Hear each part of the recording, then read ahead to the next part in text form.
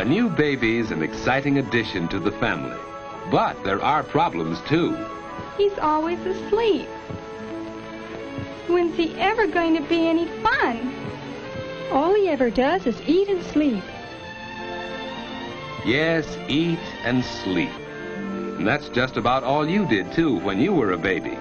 You had to depend on your mother for all the things that you needed. She had to feed you, to bathe you, to put you down to sleep. As you grow older, you learn to do more and more things for yourself. Some of these things you do so often that they become habits. Everybody has habits. Dad likes to read his newspaper every evening in this same chair. It's one of his habits. Habits are things you do naturally without having to think about them. Martha first had to think each step when she tied a bow knot. Now she can do it easily and quickly.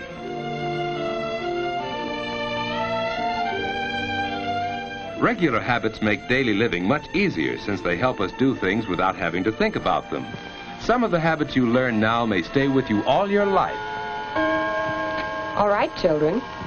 It's time to get ready for bed. I'm almost through with this chapter, Mother.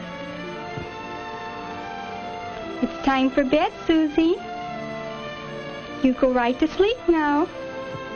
Getting ready for bed at a regular time is one of the most important habits you can learn. A quiet hour or two before bedtime is part of this habit. It makes you feel relaxed and sleepy, ready for bed.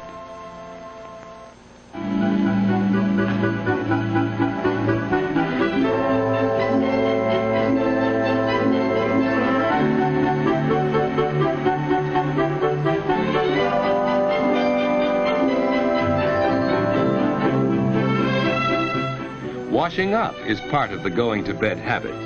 Any regular routine before bedtime helps you feel sleepy. Hanging up your clothes can be part of this routine. They'll air out overnight and be neat for tomorrow. Wearing the right kind of night clothes is important. David's pajamas fit him loosely and don't bind him around the waist. David likes to open his window when it isn't too cold for fresh air, but he's careful not to sleep in a draft. Of course, Martha has her own habits. Instead of opening her window, she gets fresh air by opening her door a bit. Good night, David. Good night, sis. David's bed is comfortable and the mattress isn't too soft. The covers on his bed are warm without being heavy. And so David's ready for bed at just about the usual time. Of course, he sometimes stays up later, but that doesn't happen often enough to change his going to bed habits. Now to sleep. Some people go right to sleep, others take longer. Because David has regular sleeping habits, he usually drops off very quickly.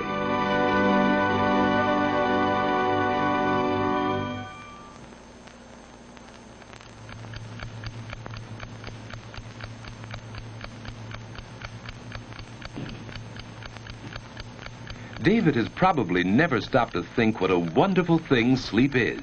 In sleep, the muscles of the body are relaxed. It's the most perfect way to relax that we have. Our breathing is slower and deeper when we sleep. The body's temperature is lower. Even the heart beats more slowly. The whole body is resting.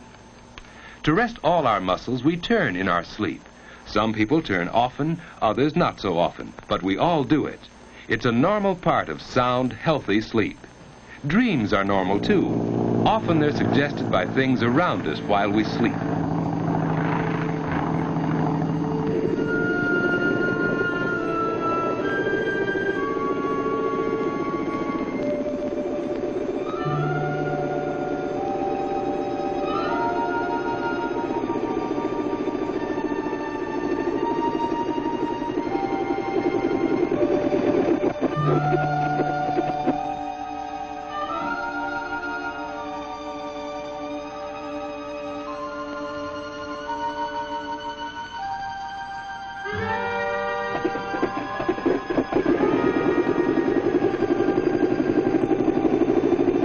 Dreams don't seem to make much sense, do they?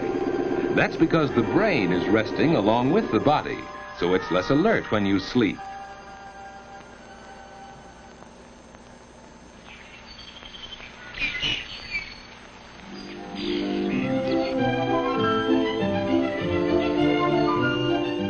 After a good night's sleep, you usually wake up easily and naturally.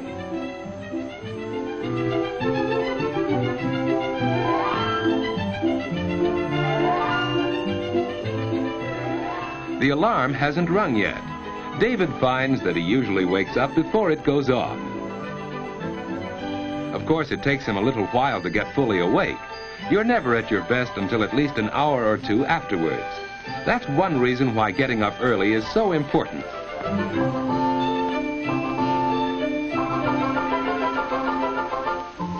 There's plenty of time for breakfast, too. Breakfast is an important meal that shouldn't be missed. If you usually go to bed early enough, you usually wake up early, too. You can start the day in a pleasant, unhurried way. It's more fun for you that way, and more fun for the rest of the family, too. David and Martha enjoy their mornings, and that helps them enjoy the whole day.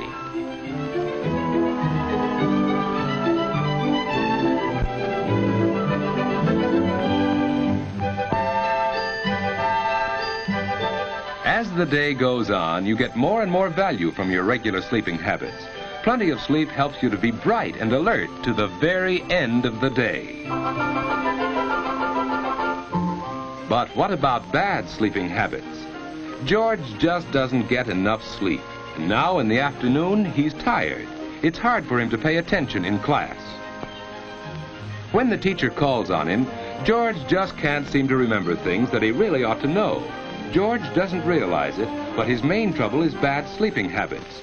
Last night, for instance... No, Muggsy. Don't rub me out. I didn't do it. Honest, I didn't. No rat's gonna squeal on me. You know too much, Limpy. You know I wouldn't sing, Muggsy. We've been pals too long. Slat saw you in the DA's office. Sure, I was there, but they didn't get nothing out of me. Then why was the coppers around here today? I don't know, Muggsy. I don't know. You squealed, that's why. You put the finger on me. You can't do it, Muggsy. You can't. You can't. Oh.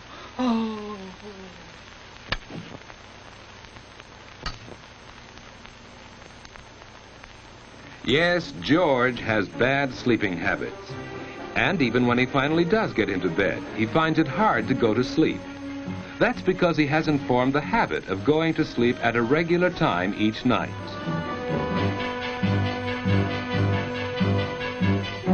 And it's just as hard for him to wake up in the morning. George! George!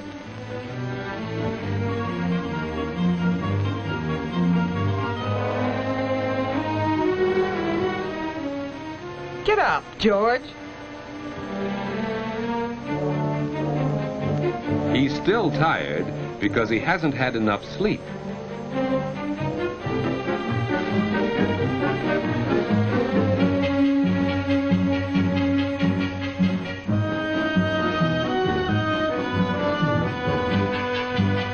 Hey, Mom, where are my books? On the mantel, dear. George, close the door. The morning starts badly, and the whole day goes badly when you get too little sleep too often.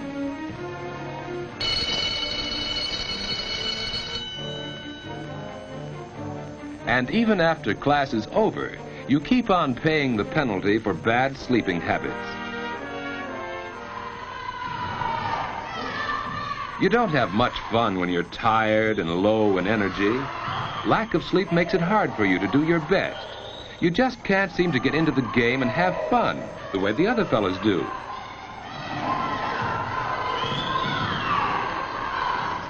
You're irritable and cross, hard to get along with. People don't like you, and you don't like yourself when you're like that. Probably neither David nor George realize how important their sleeping habits are to the way they enjoy their waking hours. Going to bed at a regular time each night makes it easier for you to go right off to sleep instead of lying awake long into the night. You wake up easily and naturally without having to be dragged out of bed. And most important, your day starts right and stays right. Both David and Martha have learned that good sleeping habits help you get the most out of everyday living.